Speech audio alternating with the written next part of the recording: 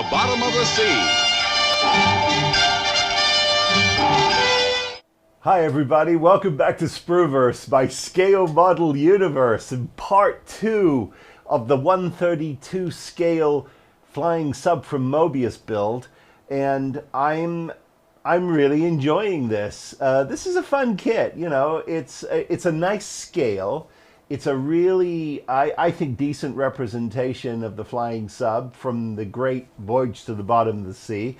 And, you know, as an Irwin Allen fan, I am so happy to be able to start putting some of these presentations of the various different ships and vehicles from his world on my display shelf, because as some of you may know, if you've been following me for a while, the whole purpose of launching this channel in the first place is because after so many years of not being, you know, not being able to sort of enjoy the hobby and slowly, you know, giving things away, you don't have a collection. You don't. So it was sort of like, well, I'm going to start again, and I'm gonna sort of memorialize it, and that's how this channel began. Now I know there's a few of my subscribers, and I love each and every one of you, who are saying, yeah, that's an old kit. I built that 10 years ago, what have you. I'm sure you did. I'm sure you did. But, you know, I don't have it. And so, with your permission, I'd like to build it and have it in my collection. But anyway, but it's wonderful to get all of the comments. So part 2, we're moving quite along. Well, we are moving along. We're moving along quite well. I've got the base here, and I'm happy with that. So it's the vinyl kit that came from a company called, and here it is. It's tsdsinc.com, TSDS Modeling, and this is P/NT-106, and it's the self-adhesive, easy to apply vinyl floor kit for this. And as some of you who were kind enough to watch part 1 know, it was in the box. Did not come with this kit. I purchased this separately, but I didn't want to confuse anybody and have them think it comes with this kit, because it doesn't. But I'm really happy with it. And what I've done is after I laid it down, I hit the back with the blue that I'm using, which is from Tamiya, and I'm using that as the blue for my exterior, and I'm quite happy with it. And what I did was I laid this vinyl kit down by eye. I did not use the soapy water method. I did not try to slide it around. I don't have the patience for that. I'm just being brutally honest with you. You are asked to use soapy water, and that allows you to kind of move it around and smooth out the kinks. Here's what I found. I found if you're careful and you pick an edge and you lay it back carefully, it drops in very nicely. I also found that I can't speak for any other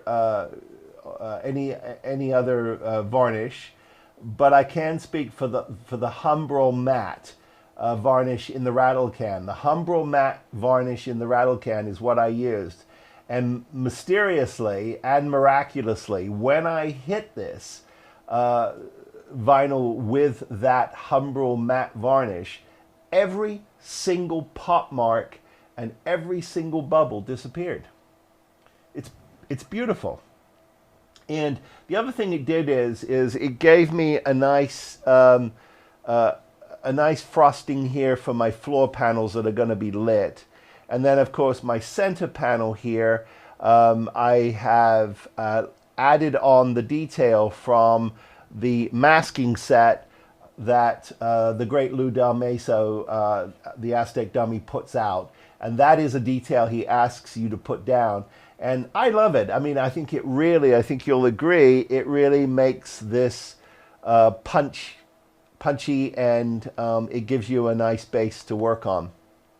Now, having said that, if you choose to use loose masks, and you should probably, then he gives you everything you need to lay this down and paint it yourself, and you'll get an excellent result, of course, because you always do. But anyway, I used the vinyl kit because I had it. And sometimes I like to think of my channel as a bit of a test kitchen, you know. We don't always get it right here, and we're certainly learning every day we sit down in this chair. But I always think it's fun to show you some things that you may have seen on the marketplace, thought about but didn't use. But I like to be able to share those things and show you, hey, I used it and this is the result I got. Okay, so that's our floor. And I'm, as I said, you know, I'm very happy with it. I've been starting to work on the panels and details and things of that nature, but I've started working on the chairs. Here's a chair, and it is finished except for obviously it doesn't have its armrests on, and I'm not going to put the armrests on until I'm ready to actually put the actual figures into the chairs. And the reason why is because there is these figures come with, it's interesting, one of the figures, which I think is supposed to be Crane, the hands already are gripping, here it is, and the hands are already gripping your yokes for navigation. And so it'll be a lot easier for me to stick the armrest in here, and then sit him down in the chair and then carefully drop those into position, and then I should be good to go. And I've got these primed, and I primed mine with a flesh tone. The great thing about that is my face is, you know, I'm not sort of fighting with trying to get my face is covered with some flesh tones. And most likely what I will do with my faces, because I found this to be quite good with faces of this scale, is what I'll do is, and I'm sure you guys have all seen this, but this is from Tamiya, obviously. It's called their pink brown, and it's a figure accent color, and it's a wash. It's just a wash. That's all it is. But the great thing about that wash is you can apply it over this flesh tone, and it pulls out all the details. You get, you know, for what you'll see, it does a really nice job. So that's probably how I will be finishing the faces and hands on my figures, and then obviously they have to be painted, and we will do that. The genius that I am has lost 2 pieces of my photo etch. They've pinged somewhere. I don't know.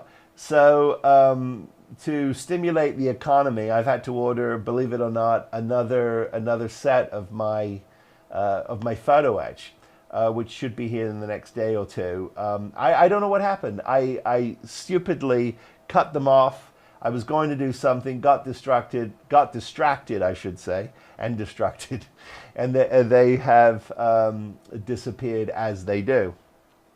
But I have started to put some photo etch on, and much to a lot of you guys' chagrin, I'm not running fiber optics to all of these to have them all light up. I'm just not. You absolutely can, and it will do a fantastic job. But I am going to use the stock lighting kit, and that's as far as I'm going. And let's see what that gives us, and then we can all sort of debate the pros and cons of that. And there's a lot of my subscribers out there who are a lot smarter than me. They work with Arduino boards, and they're able to program their own boards, and they get all the blinkies and flashes they want. Now, curiously enough, my dear friend Wayne over at World of Wayne put out a really funky video about the AI chatbot that's able to actually give you, if you ask for a program for an Arduino, it actually gives you the code, and it works. He's working on the 1350 refit over on his channel, and it worked. It worked. So, you know, I might be trying that down the line. But what I'm going to do is I'm going to drop some clear. I've got some Tamiya green, blue, and red on the bench. And what I'll do is I will drop those into the various different holes. And that will, you know, and give that a little bit of a clear coat. And that should ultimately do a good job for me. In terms of those pieces, the one piece that is lit, obviously, is your front console, and what you get is you get this, and now I've been doing some touch up paint, so I've got some touching up to do. So ignore my ignore my photo etch. It needs to be cleaned up, but this is what you get. And you're able to put a light behind both of the sonar scanning screens, and I'm going to let that bleed here, and we should get a little punch into the center screen, and that should be good to go. But as I said, I just got to clean that up. That I got a little sloppy there on doing some taping up, and it took the paint off of the photo etch. With the photo etch, by the way, you can obviously give it a little wire wool and degrease it before you paint it, and then put some adhesion promoter on it, and that will avert a lot of the heartache that you can sometimes get with paint peel. But anyway, that'll be fine. I'm not too worried about that. And then what I wanted to do now, which I thought was a lot of fun, is the great Lou Del Meso, a dear friend of mine over at Aztec Dummy, who I have my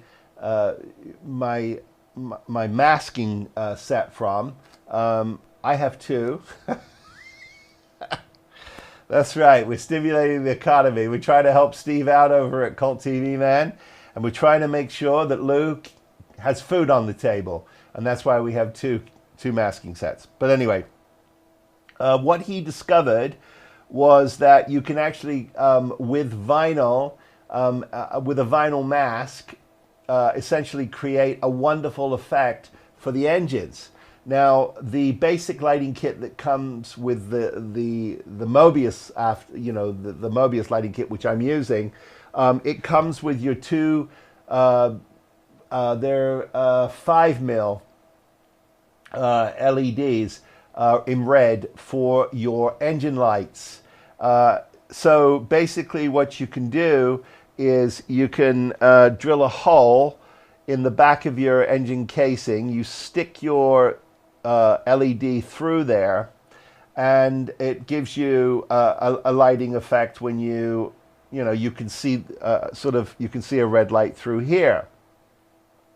But what Lou did is he took it to the next level, as he does, and he figured out that with a masking effect, you can essentially put that between the casing and the cone and the engine itself. And if we line those up, and I've sort of lined those up correctly, let me stick a flashlight behind that and hope I don't blind everybody. You get this wonderful blade effect, and that to me is very clever. That is very, very clever. So I'm thrilled to be doing that, and it's just a function of taking you take a little piece of clear plastic like this.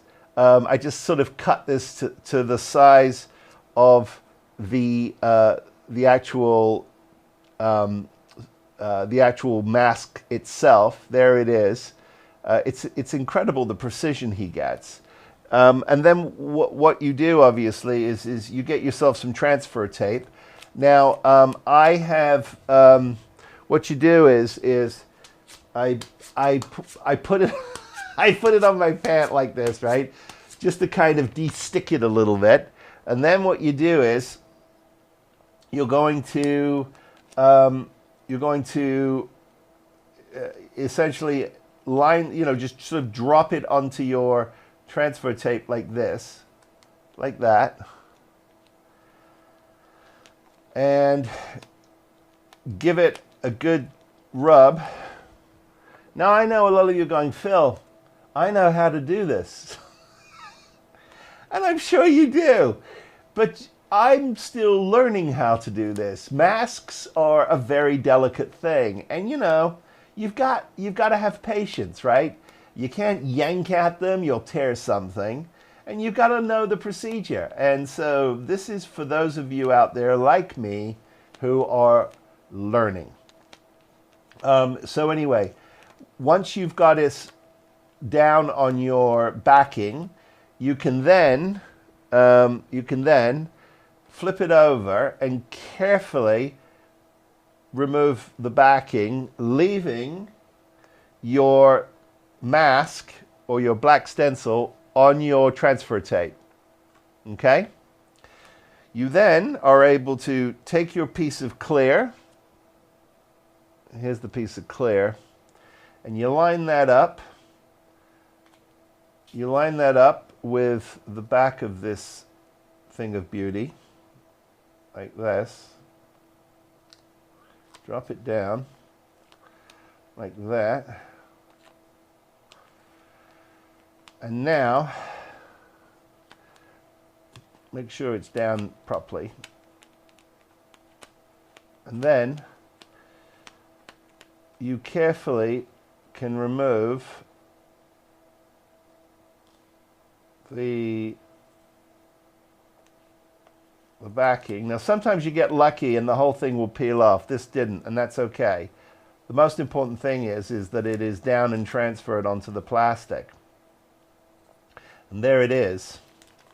There it is.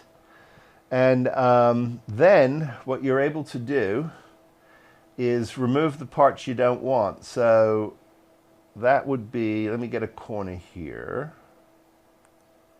Just carefully peel this up. Hopefully I won't embarrass myself here. Shouldn't.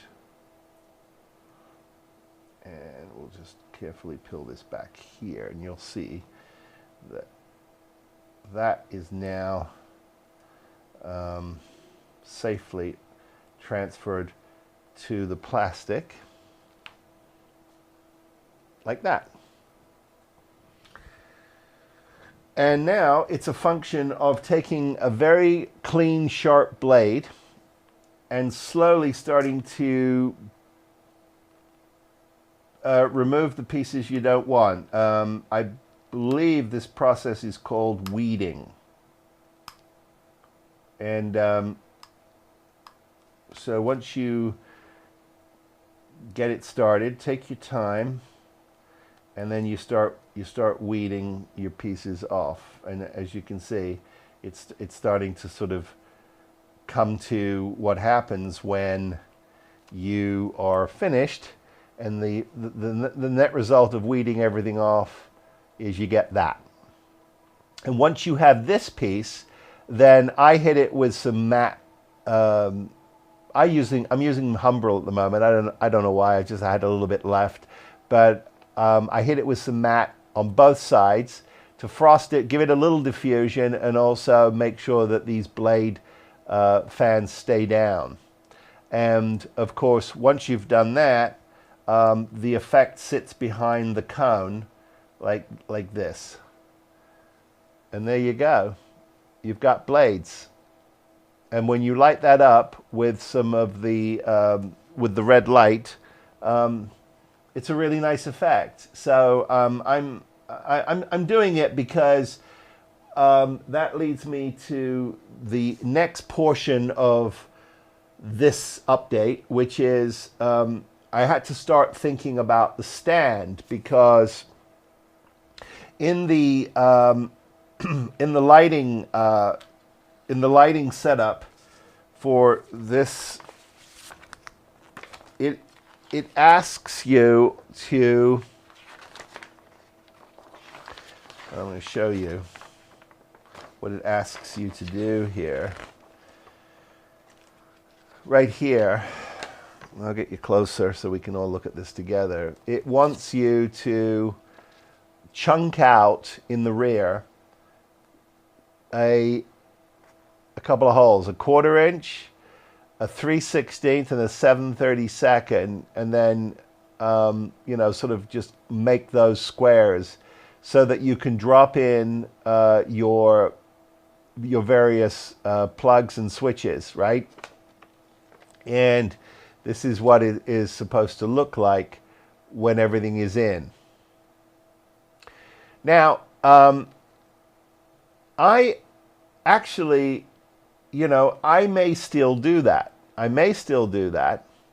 But there's a part of me that thinks, well, okay, but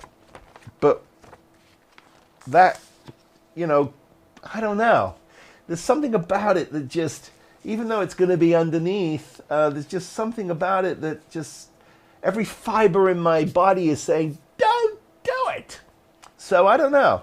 I have to think about it.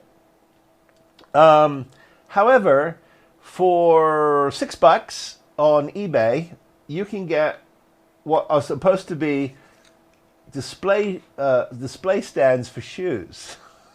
Now, I don't know what shoe shop is using these. I don't know.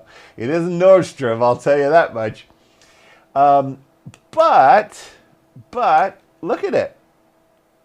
It's perfect for, you know, it's clear. It's got a little hook, a ledge here for me to do something with. It's got a nice angle, and the ship can sit on it.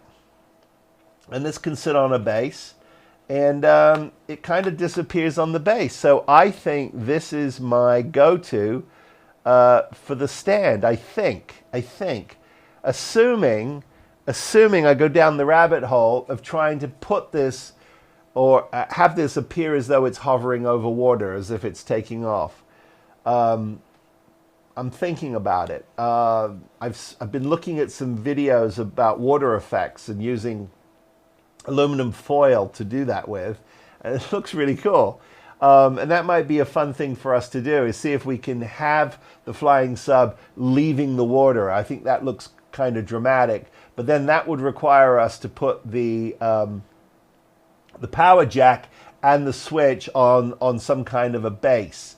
And this is, you know, this kit's got some girth to it, right? So all of a sudden the base has to be, if you want it to really feel like it's coming out of the water, if you just want to get a taste of it, you put it on a smaller base, which I've tested, and the wings kind of sit over, you know, out of the panel. And I don't know if that is the right thing to do. So lots to think about here in terms of this base, because the base they give you, you know, I mean, yeah, you could do something with it, and we could even put, you know, we could put it on the base and call it a day. And I may still do that, guys. I may still do that. I don't know. But there's a part of me that says we can do better. We can do better. So that's what we're doing. So what I'm going to do is continue to chip away at putting all the parts together. And then I think I'll start to get a coat of paint on the shell, because what I want to do is I want to get the base of the clamshell good and solid, so that I can start putting the base, putting the floor in, and looking at the wiring situation. And so there's quite a bit to do here. But in the next segment, I'll sort of update you on where I am with all of the various different paint jobs on the segments, and we'll start to see this come together. And then we'll really, at that point, I would have had a chance to really think about how this is going to be displayed, and we can talk about that, okay? Lots happening. We have advanced the ball.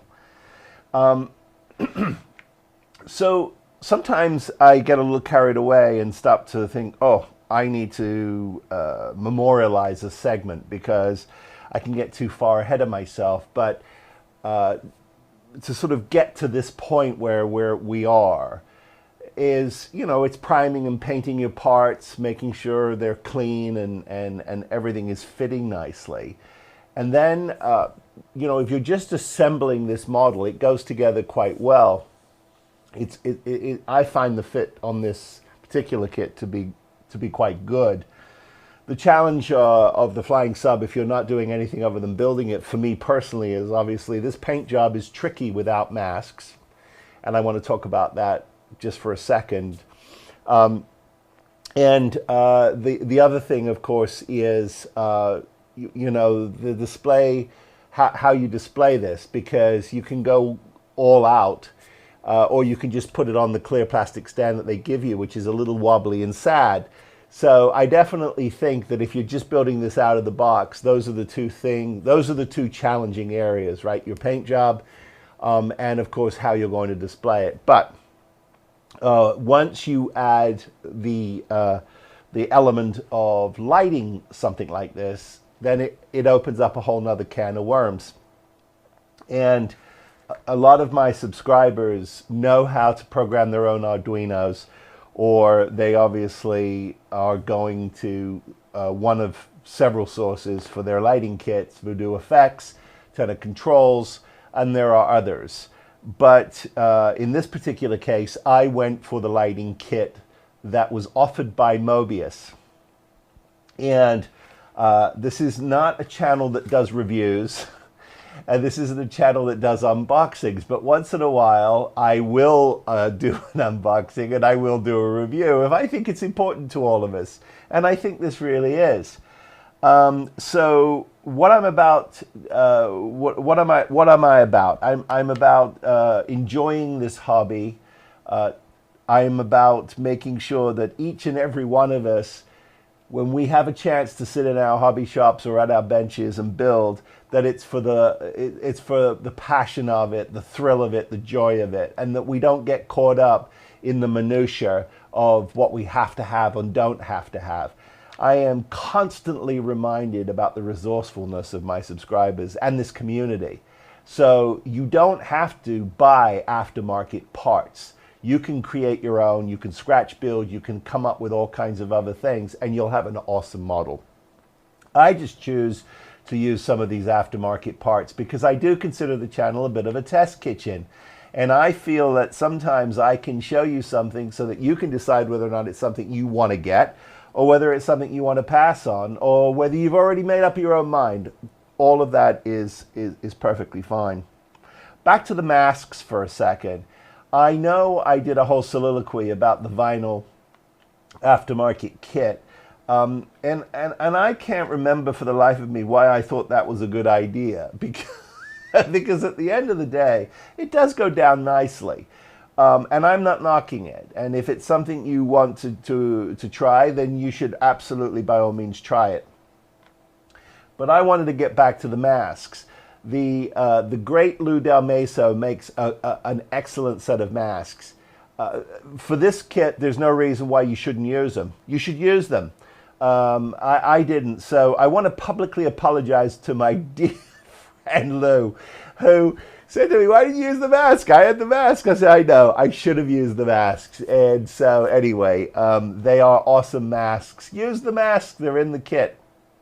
But I am very excited that I have his masks for the tail fins, because as I mentioned a little earlier, the paint job on this is critical and very difficult to get this mask. Can you mask it? Absolutely you can mask it. You don't need masks. But if you have masks, you should use them. And I think masks are an excellent, excellent addition to our craft. I feel like that was one of the, clearly, honestly, I think that creating masks for some of these kits, I think was, well, frankly, brilliant. Anyway, I move on. Okay, so where we are is basically everything is painted, everything has been test fit, and I'm at a point now where I need to start thinking about getting this lighting kit into the model. Now, let me briefly stop here for just one quick second while I whine and complain. Now, this kit retails for $120, $119. For $119, please, I beg you, going forward, Moebius, do not ship out something in a box with a piece of Scotch tape holding down the contacts for where this wire is against this light panel. You know, why for the love of Jehovah are you not putting a little bit of silicone down there or something that's a little more permanent? Because this was just popping up and getting old. That's complaint number one. Complaint number two is why would you not give us plug and play so that we have an option to extend these switches, right?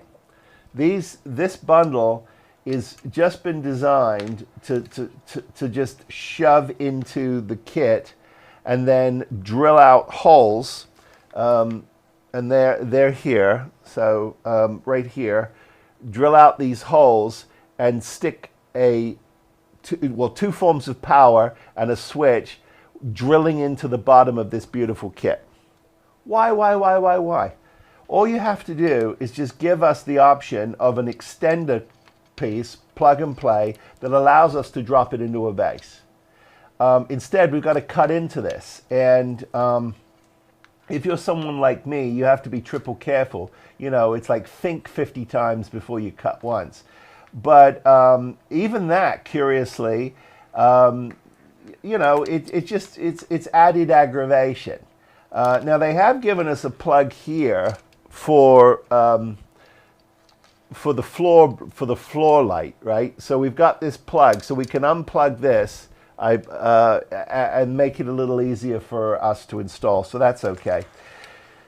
But I think there's a little bit of additional engineering that could be done to this thing for that kind of money.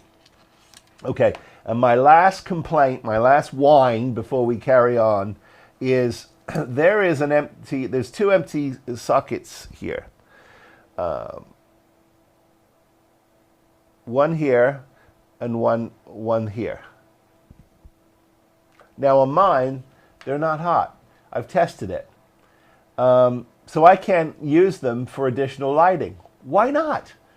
Why not give me the option to add perhaps some more, you know, like a fiber optic bundle for the console, or perhaps a little more light in the back, you know, to give some downlight inside the tunnel that leads to the outside of the ship in the rear, or something like that. I don't know. Why? Anyway, okay, enough whining. It's now time to put the bundle in, and what it wants us to do is it wants us to essentially install it pink side up under here. Now, the first thing you notice is it's pink. That's the first thing you notice. So the question is that, you know, do we leave it like this? Or do we put a little, just a little light spray of dusting of yellow under here, just a light dust of the yellow clear, just so that we have a yellow base. I think that's what I'm going to do. I'm going to hit this with some yellow clear before I glue this in, so that my floor panels are yellow and not pink. Because even though these plug and go a little warmer, it just looks wacky in the off position. However, having said that, when it is in shadow, it's not as pink. So that's something we have to think about. I believe that we can squeeze these and unplug this, and we can.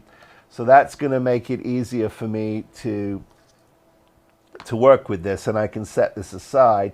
And then the only other thing you do have to do is you have to notch out the front here so that when you put in your console, the two console lights that are going to light up our little screens in the front here have a place to live. So that is all we have to do there. So that's all good. So I'm going to start working on that because I need to start assembling my interior so that I can drop it into the bottom of the shell. And speaking of the bottom of the shell, I've been working on that, and here it is. Now I do want to be careful here because I don't want to get fingerprints over everything. But it has now had 2 coats of camel yellow polycarbonate from Tamiya. I am in love with this color. You might say, you're so wrong, it's tragic. And that's fine, I get it. But this is the color I chose. And to my eye, I feel like, and I've been on a lot of boats in my time, this is very marine-like. This feels very marine-like, and this is the color you would want to put on something if you want it to be visible in the water. So I'm buying into camel yellow being the right way to go. Now, whether or not the color of the original ship was not painted in camel yellow, it was painted in something else, I'm sure all of you know. I don't, and I don't care. This to me is awesome. And the polycarbonate paints, by the way, if you've never worked with them, they're fantastic on plastic. As long as you treat them with respect and you're clean and primed properly, you get your first dusted coat down. Then I gave mine an overall sanding with an 800 grit sponge, and then I hit it again.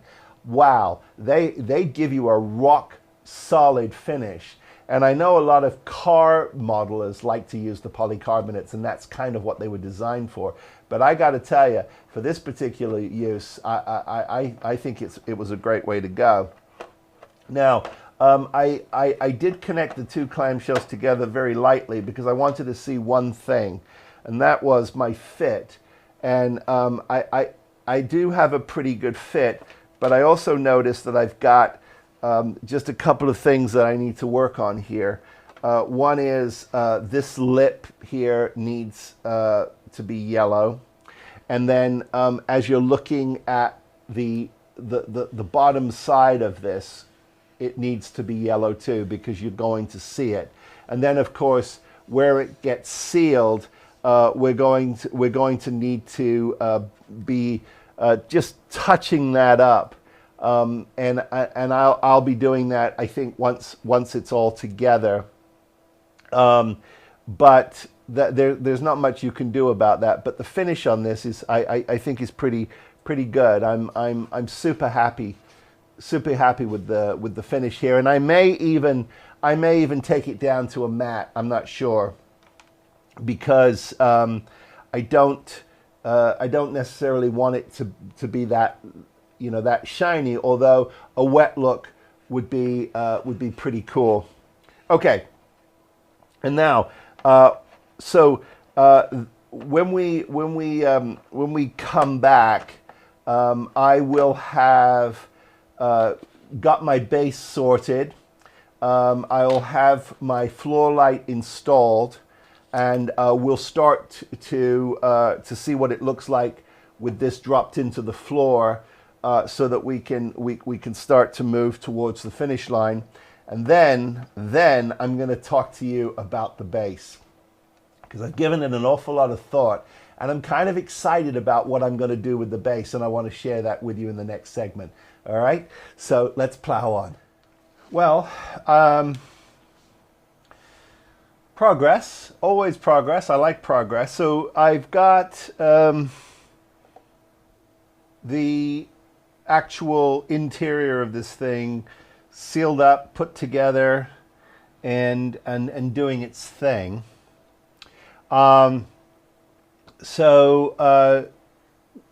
This kit provides light for the console on the sonar screens, and it also provides you with your two front headlights, which are these, nice and bright.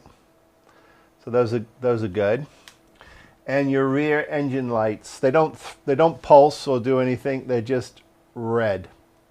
And then, of course, inside we have our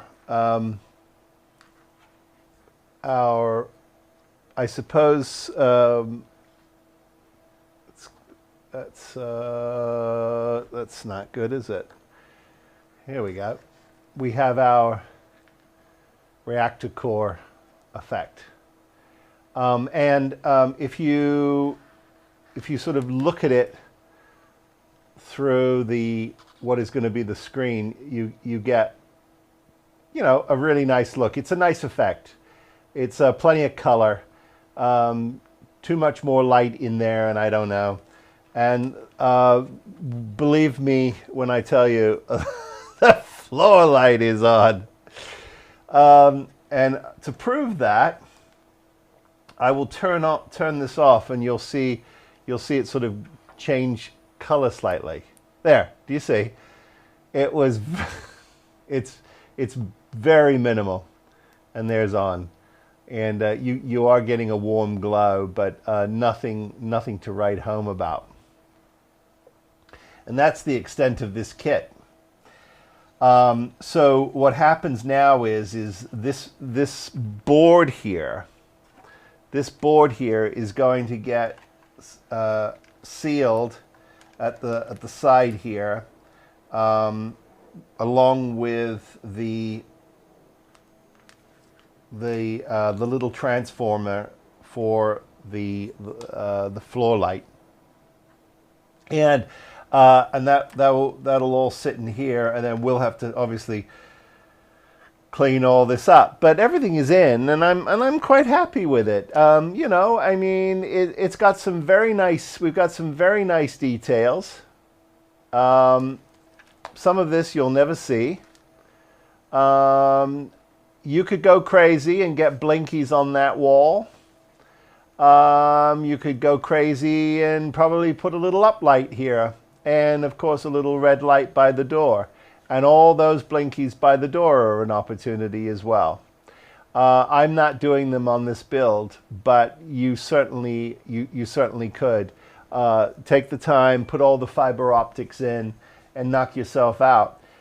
It went together beautifully. It's a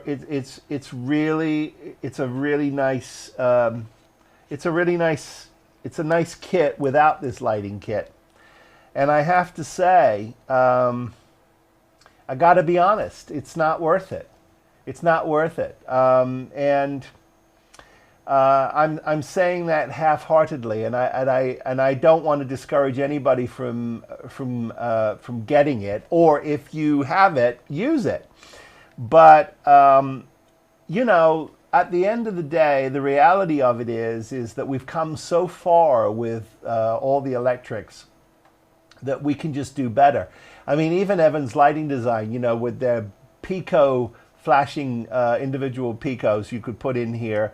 I was going to sort of do it, you know. I was going to find another plug, but sadly, that's dead, and I don't know why. There's just no current to it. I'm sure a much smarter person than I could figure that out. So what happens now is this all has to get situated in the bottom of the clamshell, and then we can seat it and start thinking about closing this thing up, and so that'll be the next thing for us to look at on a big scale.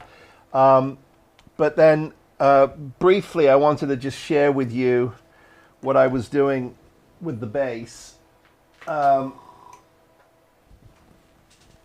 So here's my plan for the base.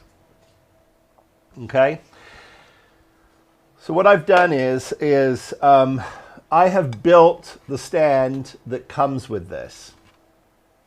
And I found myself a very, very, very inexpensive frame or tray that has come from Hobby Lobby.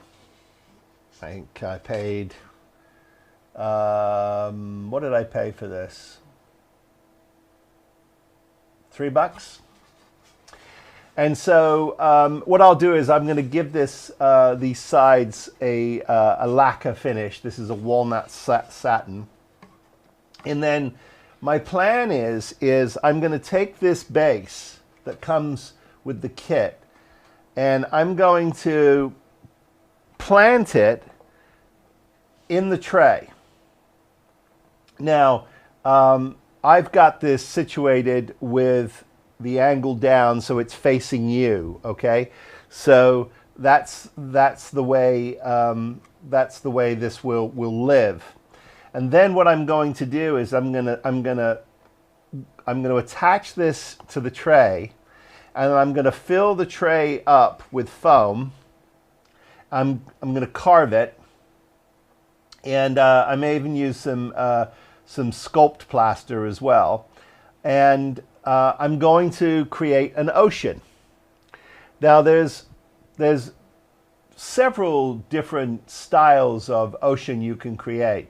There's a foil type, and then there is the type that I'm going to do, which is I'm going to use foam board, some plaster of Paris in the sheets that you just get wet, and you can fold them. You know, you can make the waves with them. And then I'm going to use some water effects and some paint and some other things too. AK Interactive has some water effects, some foam, some all kinds of things. So we'll create the waves. And the idea here is that if you can imagine the flying sub sitting on this, and the waves sort of crashing around it as if it's just come out of the ocean. Should be pretty dramatic. The one thing that this begs, though, is, you know, how are we going to get power to this? And so I'm just not a big fan of cutting into the model to drop in the jack and the switch. I'm just not. So what I'm going to do is I'm going to find a way to create a plate or a place for them to live on the base behind the model, so that you'll just it'll be plugged in from the rear, and there'll be a switch in the rear, and away you go. So that's the plan. So what I'm going to do now is I'm going to start working on the bottom clamshell. I'm going to have to get the stripe, the blue stripe painted on it, which I will do with Lou's fantastic masks, and get that all settled, and then we'll get a clear coat of varnish on that, and then I'll put it on my Ian Campbell Partworks upgrade cushion, so I don't scratch anything, and then we'll get the interior of this thing situated, sorted, and down, and that will then allow us to sort of think about the final, which will be, you know, getting this all sealed up. And we'll also look at how I've run my wires. I'm actually gonna do a little bit of work on this. What I'm gonna do is I'm gonna snip and extend the power jack here, and I'm gonna snip and extend this switch, which I'm gonna add something I think a little beefier than this, I think, because, well, or maybe I don't need to. I mean, maybe the smart thing to do is just sort of bury it in something back here, and so it's sort of not so conspicuous. I don't know. I'm going to think about that. But you know, if it's sort of coming out of the ocean, basically like this, and the waves crashing below it, it should be pretty dramatic. And And I'm pretty excited about that. Okay, so next steps now is I've got a little bit of light blocking to do, which I will do. And then we will start moving towards, you know, the sort of the end of this. So I'm going to just do one more segment in this update. It's going to be 3 parts, I'm afraid, because there was just so much to get to, and I think it's important to take our time with these models and not rush it. And I wanted to get another video out. Otherwise, it's a bit challenging for me right now in terms of getting videos out because of everything that's happening in my life. But what I have done is I have snipped off the power line here to the jack. I've snipped that off, and I'll show you what I've done with that in just a minute. And I have made an executive decision that I'm actually going to put the switch into this switch. I am going to put it. I'm going to cut a hole into the rear of the sub, much to my chagrin. And I'm going to put this in, and then there are these 2 little sort of teeth here that are designed to hold it, and this button will just be a little clicky on off and on button. And I don't think it's that egregious, because it's the only one I'm putting through the rear there, so I should not have. It shouldn't be too obnoxious, and I'm going to show you the setup in just a second here of what the plan is, and I think we'll be fine. Everything else is ready to go. She's looking really good. I'm super happy with the inside of this. If you were going to light the floor any brighter than I did with this little lighting kit part, you would most definitely need to do a lot more light leak fixing than I had to do. But I've used our sort of generic tulip paint, fabric paint. You all know what that is. Let me show you for those of you who go, well, I don't. All right, here. This is my go-to for light blocking. If you don't have that in your kit, you got to get it. You need to have it in your kit. So anyway, we've light blocked everything, and we've put all the details in, and I'm very happy with it.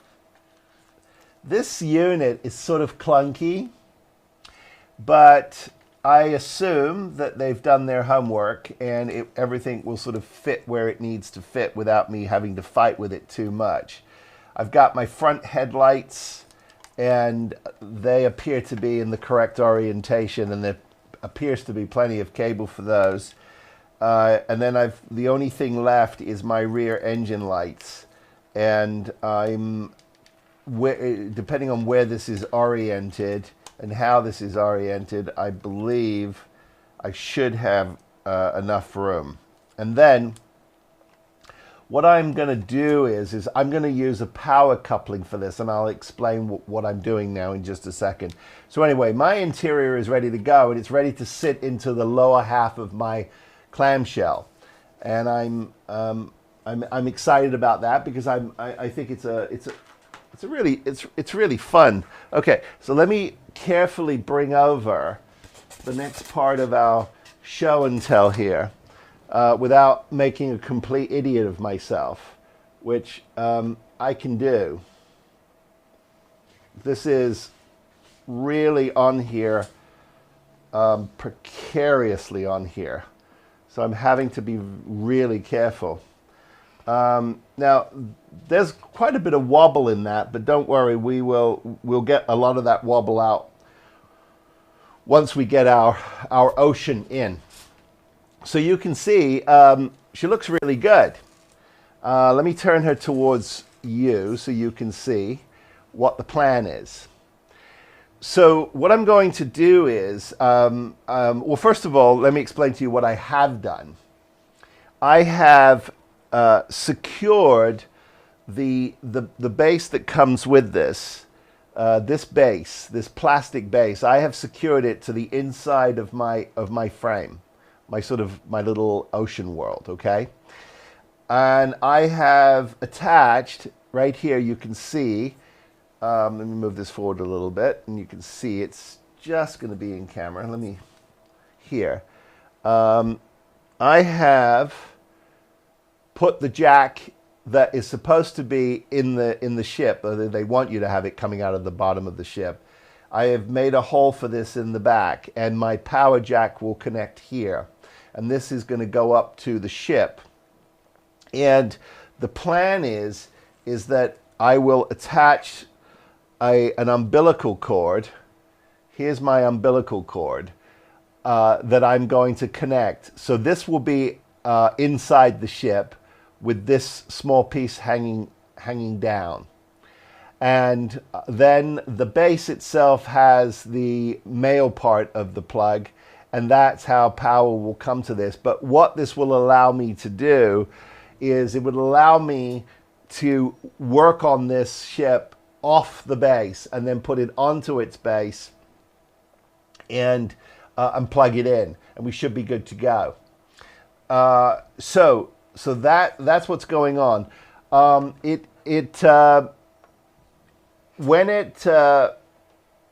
it comes time to gluing this, it sits very nicely. I have no complaints about how this is sitting.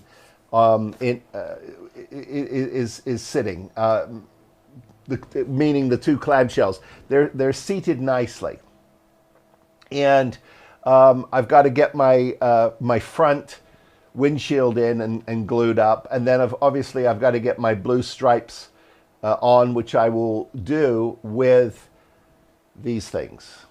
That's right, Aztec dummy masks. So I will be using the masks, and we'll get the blue stripes on, and that will finish the ship.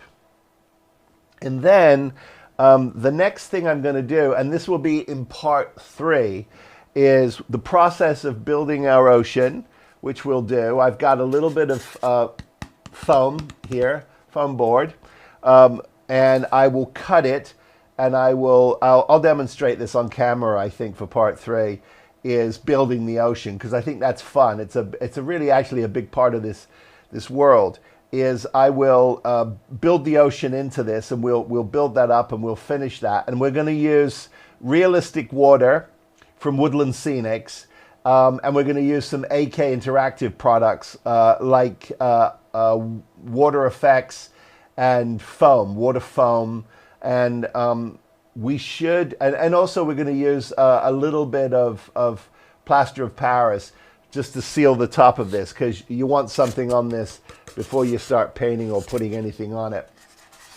And we're going to create this really nice undulating ocean, and we'll have some big waves that will burst open here, sort of as if the power of this thing, as it's going across the water, is pushing the water slightly apart. You know, it's just come out of the water and it's just taking off, and it should be really dramatic.